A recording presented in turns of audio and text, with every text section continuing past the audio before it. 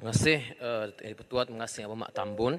Bila menyebut tentang soal tata kelola, pengagihan projek, perolehan dan sebagainya, banyak isu-isu yang dibangkitkan sebelum PRU yang ke-15 yang lepas. Jadi persoalan saya ialah isu-isu seperti tata kelola perolehan LCS sebagai contoh yang melibatkan berbilion duit rakyat sudah tentu juga termasuk perkara-perkara yang perlu untuk disiasat oleh kerajaan yang ada pada hari ini.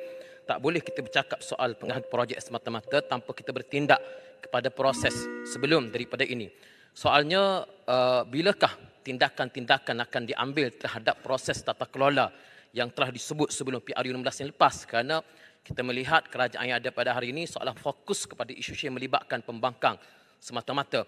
Soalan ini ditimbulkan dan dijawab oleh kerajaan bahawa tindakan pendakwaan sudah diambil, sedangkan pendakwaan itu sudah dibuat sebelum PRU 15 dan pihak yang Mak Tambun dan juga pimpinan yang ada pun mengatakan bahawa pendakwaan itu tidak cukup.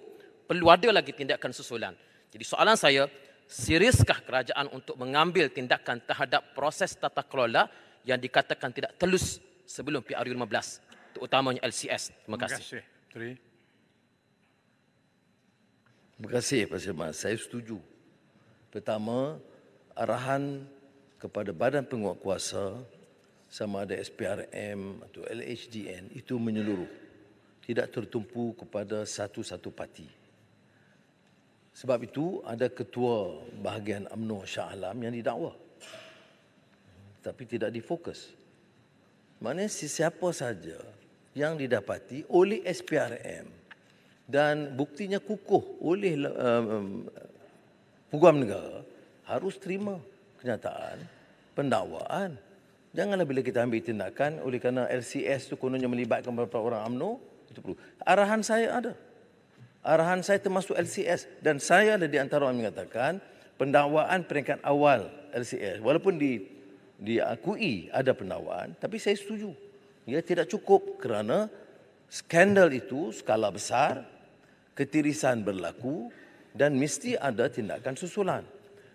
Jawapan yang diberi oleh SPRM, dikata peringkat kedua itu mereka akan teruskan. Tapi bukan urusan saya, Yang Berhormat Pak Semas, untuk mendalami dia tanya selebih daripada itu. Nanti kalau saya buat begitu, ada lagi tuduhan pendakwaan terpilih. Tapi saya tegaskan di sini, ya, di Parlimen, bahawa siasatan mesti diteruskan dan termasuk LCS kerana saya rasa tindakan yang sebelum ini tidak cukup untuk membongkar dan bertindak kepada orang-orang yang lebih utama yang dikatakan terlibat. Jadi biar siasatan itu diteruskan.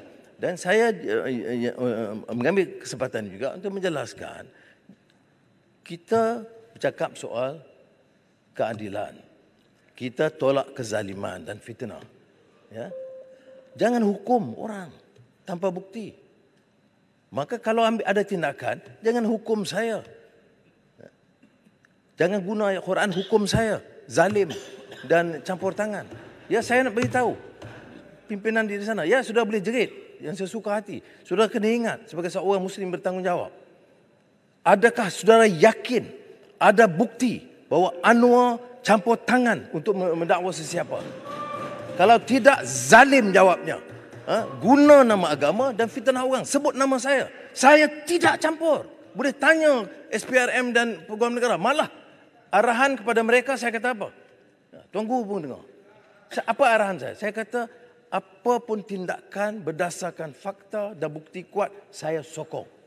Ya. Tetapi jangan enayai, jangan ada satu alasan yang longgar yang boleh dicabar dan dipertikai.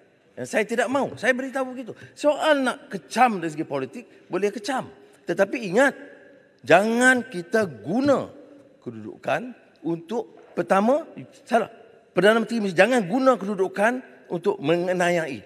Kalau bukti ada, naya macam mana? Saya tidak peduli. Ada orang kata, oh, timbalan Perdana Menteri. Timbalan Perdana Menteri ada. Kes masih di mahkamah. Saya tidak campur. Boleh tanya Ketua Hakim Negara. Boleh tanya Peguam Negara. Bila saya campur minta dikurangkan atau ditarik balik pertuduhan. Soal tomahan, kita jangan mudah untuk menghukum. Ya. Saya bukan kelas politician yang murah begitu rupa. Ini saya nak tegaskan di sini. Terima kasih.